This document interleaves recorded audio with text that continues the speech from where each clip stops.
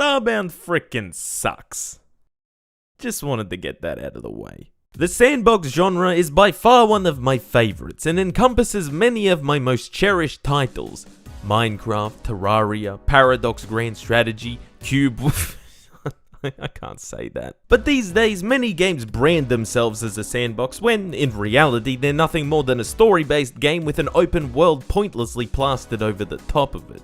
True sandbox games, however, prove themselves to be titles that can be played time and time again and give you as the player the ability to have a new and unique interaction with their game world every time you play.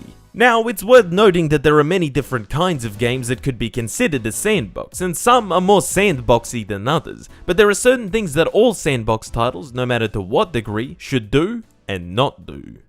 First and foremost, don't put a fucking storyline in your sandbox game. There aren't many things more detrimental to a game's replayability than having to sit through the same boring ass narrative every time you play it. Sandbox games should allow a player to create their own context for what they do and how they interact with the world. Look, I know I'm picking on Starbound a lot here, but its Steam store page says that you get to create your own story.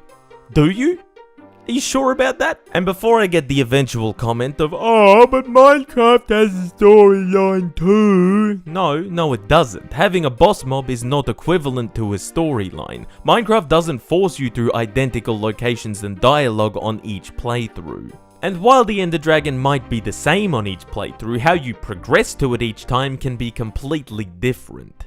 Which brings me to my next point, a sandbox's progression path. This is important for any game, but unlike a story-based game where the satisfaction can come from watching the narrative unfold, or an online multiplayer game where it can come from online interaction or simply you getting better at it, a sandbox game needs to be a little smarter about it.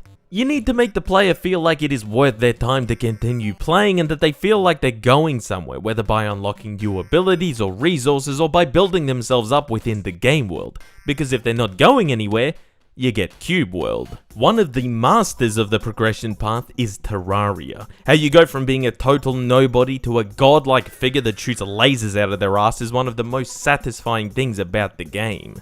And again, you can argue that the bosses are the same and so are some of the locations, but there's no forced path. Scripting a sandbox game is very damaging, but creating a more natural progression path, even for games with recurring events and bosses, can counteract this. Having randomly generated worlds is also extremely helpful, as the very concept of random generation will influence how you progress in the game. Are you going to find a cave system to dig for ores, or will you have to strip mine for diamonds? Giving players freedom in where they start and how they proceed is absolutely necessary for a sandbox, and players should not feel like there is anything in particular that they must do. Ideally, the end target should be one of their choosing.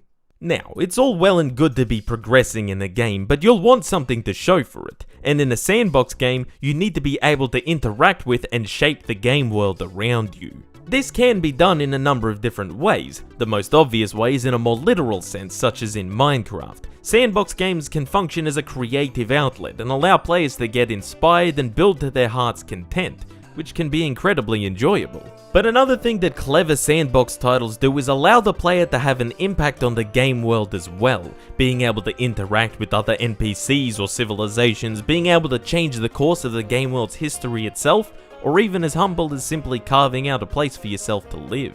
A reason that many sandbox games are such a time sink is down to not only replay value, but their incentive to keep with a single save file or world over a long period of time, especially when that campaign can play out totally different to any other. Grand Theft Auto 5. This is not a sandbox game. Sure, you can play parts of it like a sandbox, but the parts of the game that are actually fun are the single player story mode or set missions in online, both of which the open world is simply a backdrop to. Football Manager. This is a sandbox game. Okay, hear me out. Let's think about what I've said so far. No set storyline. Check. No linear progression path. Check. Multiple different ways to play. Check. Freedom to interact with and make an impact on the game world. Check. A satisfying sense of progression and incentive to long play. Maybe. The Football Manager series fits the bill, and while it might not be the ingrained image of either a AAA title taking place in an open world or a game where the world is entirely made of blocks, it is not only a good-ass game, but a better sandbox by pure definition than Starbound. But if we want to talk about the absolute god king of big brain games that just about epitomizes everything that I think a sandbox game should be all about, we gotta talk about Dwarf Fortress. I know in the past I've labeled Minecraft as the best example of a sandbox game, but Dwarf Fortress well and truly takes the cake. Its genius lies in its world generation and how every world it creates has so much detail that they're more interesting than anything Bethesda has ever come up with. The game doesn't try to tell you what to do either. From where you start to how many goblins you massacre, you can do whatever the hell you want with each fort, and how you interact with and impact the world around you is completely up to you. The replay value, creative potential, and sheer depth that Dwarf Fortress has to offer makes it, in my opinion, the ultimate sandbox, and I could not possibly do its intricacies justice in this short segment.